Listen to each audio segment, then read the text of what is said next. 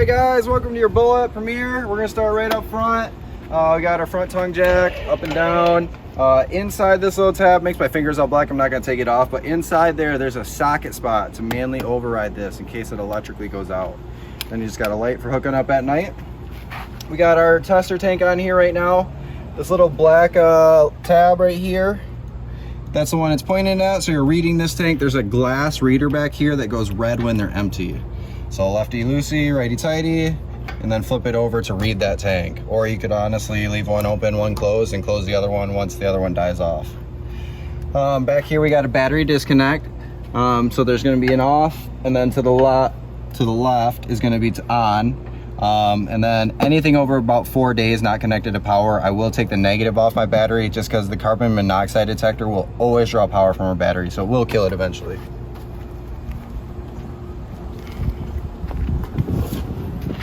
Underneath here we're going to have our stabilizer crank, which I'll show you the override spot once we get to the other side. Lug nut crank. And then if you want to take a look in there, you just got your solar controller. Nothing to do with that. That's just taking the power from the solar panels and putting it into the battery. And then it is inverter prep, so if you do want to add an inverter, it will go right in that spot there. Taking a look in our wet bay, up top we're going to have our black tank flush. This is going to be our freshwater connection. That's where you're filling it up with a hose, bringing the water in the middle of nowhere. You got to draw using the water pump for that. City water connection, we're going to want a water pressure regulator there. Campgrounds are pushing for a lot of people. We don't want to blow out our lines.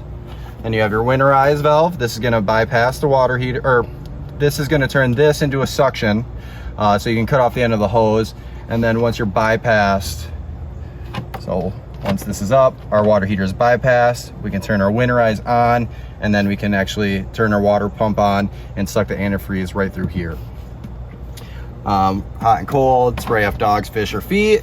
And then up top, we're going to have our two stabilizers, extender track. So the one on the left is going to be our rears, and the one on the right is going to be our front. One side will touch the ground first, and then the other side will complete, so you may need blocks depending on ground differences. And then this is going to be for a solar hookup. Just got to make sure you have that input, otherwise it won't work. Moving along, we have our sewer ports right down here. We got our gray on the left, our black on the right. I do like to have a clear elbow here so I can see when my black tank flush is done cleaning. So we'll do our black tank, pull that first, do our black tank flush after that, and then our gray water last, because that's going to be the cleanest water. Looking at our rubber seals, you're going to want to treat those twice a year with a rubber seal conditioner.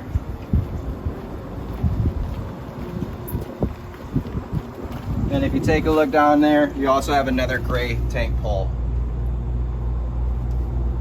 Right here we got our furnace. Let little kids know that's the exit port. It's going to get hot.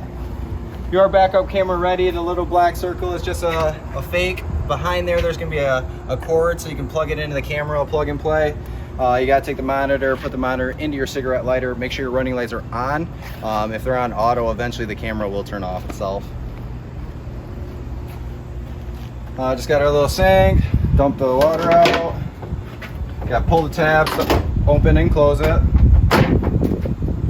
The 110 mini fridge, this gets power as soon as you plug it in externally.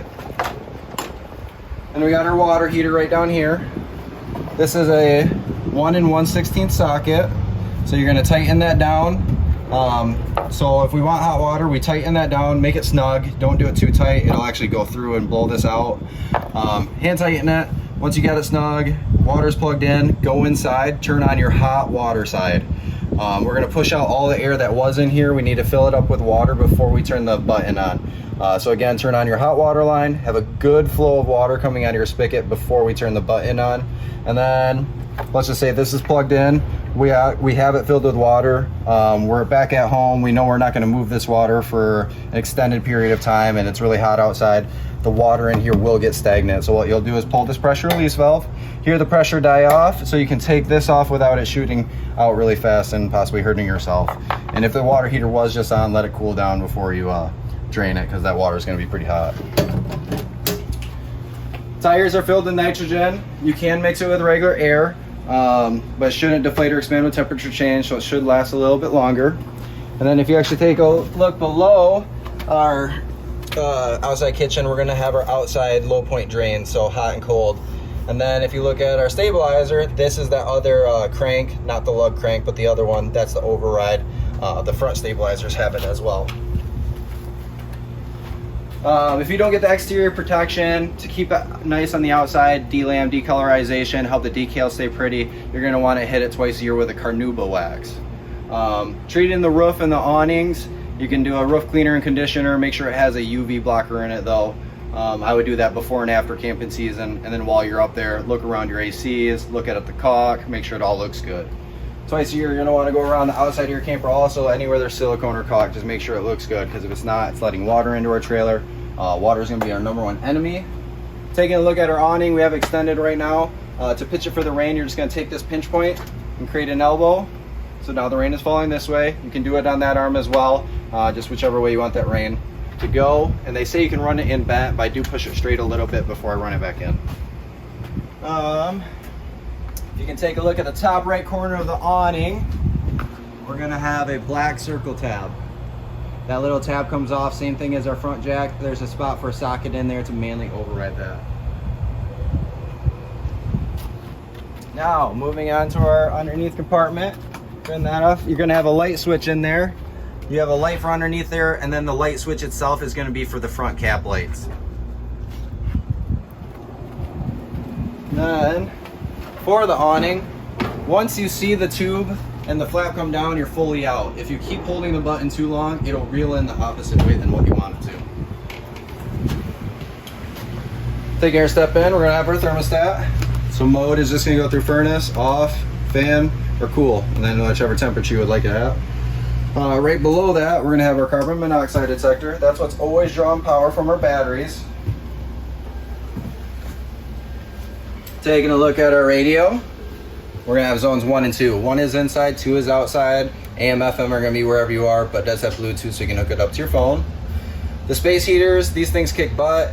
If it's 50 degrees out, it'll heat this room up in 45 minutes or so. But you can change the colors. This is the heat button, so it'll show you the temperature, and then the button below that changes the temperature so you can put it to whatever temperature you desire. And then there's a timer up to 8 hours.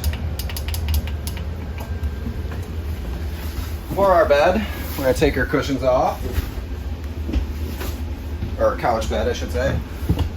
Lift the bottom up, the legs come from underneath, and then we use the back of our sofa to create the rest of the bed.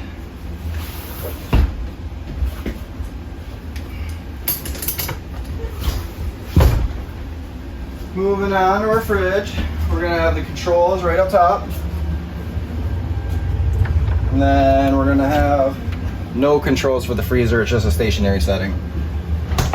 If you need any more information on our microwaves, please find the manual packet. There will be in there for more instructions.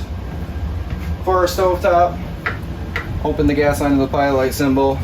This is the igniter. It constantly goes to the right, does not go to the left. It'll light all 3, including your oven. If you want to light the oven, what you'll do is hold this to the pilot light symbol, just like the ones up top, and then way in the back, keep clicking the sparker until it turns into a flame. Once it turns into a flame, you can release it and roll over to desired temperature.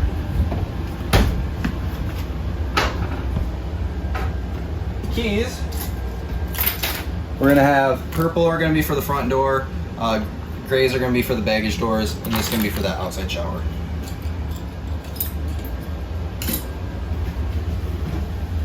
And then moving up front, we just got a foot flush for a toilet, so when you push it halfway down, water will start all the way down. We'll actually open the valve and allow the water to go into the tank. You always want to have about 1 gallon of water into the tank with the chemical solution. You don't ever want it dry. The solution does break down solids and smells. Then we just got our light switch, TV mounting brackets up top, and we do have a little bit of storage underneath.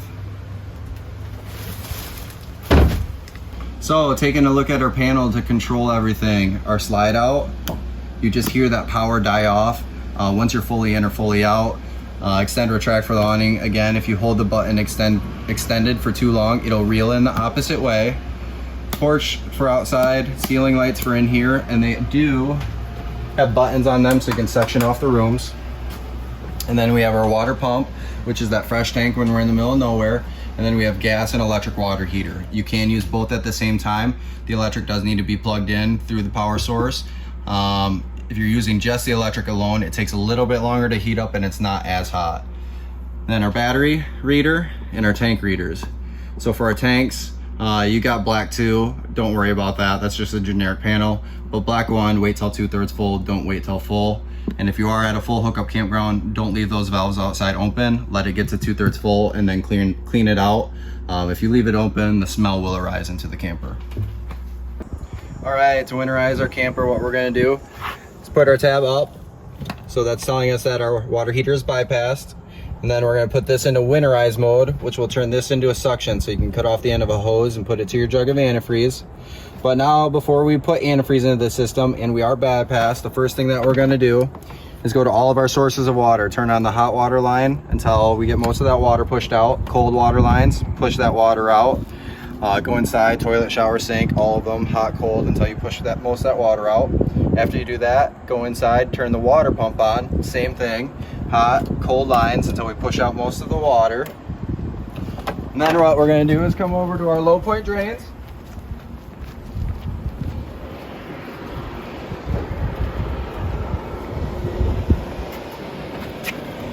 Open up our low point drains, and that's gonna drain out the remaining water the best that we can.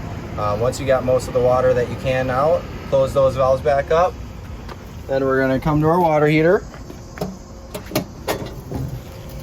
This cap's gonna be on there, so we'll have to do our pressure. Thank you. We'll have to do our pressure release valve. Let that pressure die off before we take this off with our 1 1/16 socket so it doesn't come shooting out at us. And then the water is gonna drain here. After we got that water drained and we've moved out all that, we can go back to our winterize area.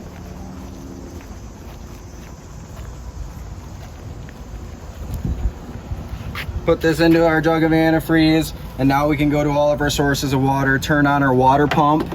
Once we turn on our water pump, turn on our hot cold lines, we are in winterize, so it is gonna start sucking out of that jug. And then we just gotta wait till all of our sources of water, toilet, shower, sink, outside shower, hot and cold lines, both have pink coming out of them.